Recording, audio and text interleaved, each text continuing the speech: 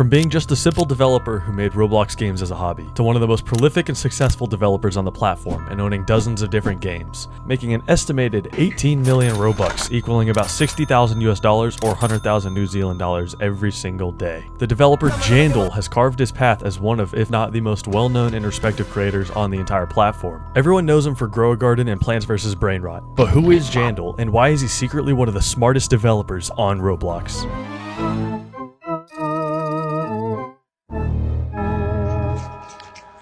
Wow.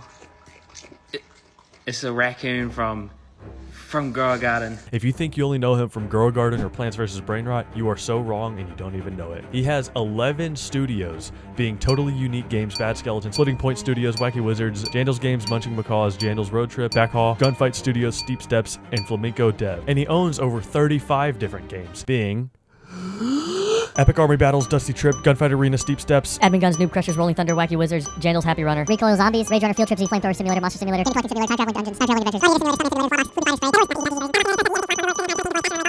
It's a lot. He intentionally found his way into Roblox after experimenting with other game engines and platforms. In an article for the Roblox Developer Relations Medium publication, I'm gonna call it Medium for short, he describes that Roblox offered him the freedom to explore ideas he'd been way too scared to pursue elsewhere. He says that with Roblox, he was able to build games quickly, reach players efficiently, and work with minimal budget. For example, building what he calls Bed Wars in his basement over 3 weeks with little advertising and achieving millions of visits. From these beginnings, Jandel honed his craft, prototyping, iterating, and learning what works on Roblox's unique ecosystem. In one post, Jandel writes about how he made the game Floppy Fighters in under a month and achieved over 2 million visits within the next month and 800,000 unique visitors. He emphasized speed, experimentation, and low cost. It is possible to have an extremely low production cost for a potentially high return. The point is, early on, he was building, learning, and iterating. Not just chasing one hit, but refining his process. Fast forward to 2025, the game Grow a Garden exploded, which according to Business Insider had a consistent 2 million players at a point, but it actually reached a peak of 22.3 million concurrent players over a weekend.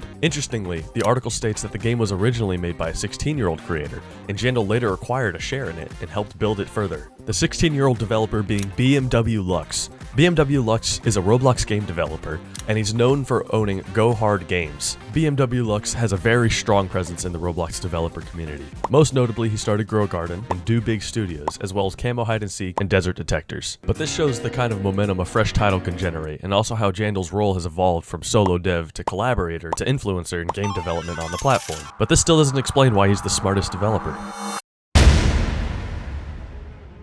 When you're locked into an older game, you face consistent updates you have to keep up with, bug fixes, and player demands that become maintenance, not creation. Jandel, in his blog, emphasized his value for creative freedom and exploring what boundaries you can push. That aligns with shifting away from constant upkeep of the title. And it's kind of hard to be creative when you're just doing constant maintenance all the time on a game that you might not even want to be working on. Roblox is fast moving with new mechanics, new audience expectations, and a whole bunch of new content that you have to keep throwing at people. In his Medium essay, Why Roblox is Going to Change the World, Jandel wrote about the unique experiences and warned against making the same title with a new name. By launching new games instead of sticking solely to old ones, he stays relevant and aligned with the next new wave of attention. Each project teaches. Jandel's early piece noted his values: learning, safety, unique, and positive impact. By not being locked into legacy code or old mechanics, you're free to apply lessons fresh. That's what Jandel does. Iterate, pivot, and build new. If you hear about a Plants vs. Zombies game mode that's updated into Jailbreak or something, you're not really going to be that excited.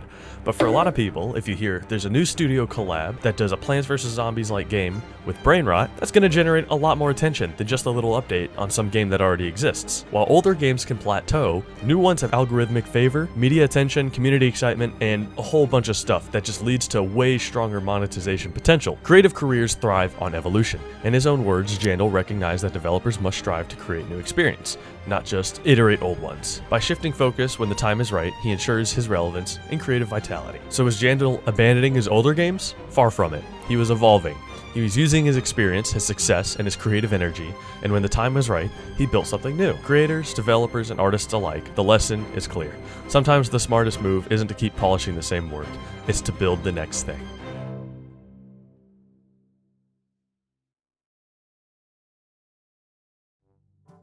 But it actually reached a peak of 22.3 concurrent players over a weekend.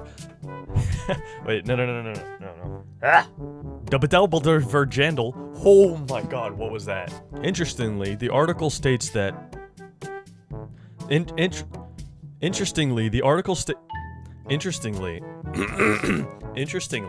states that the game...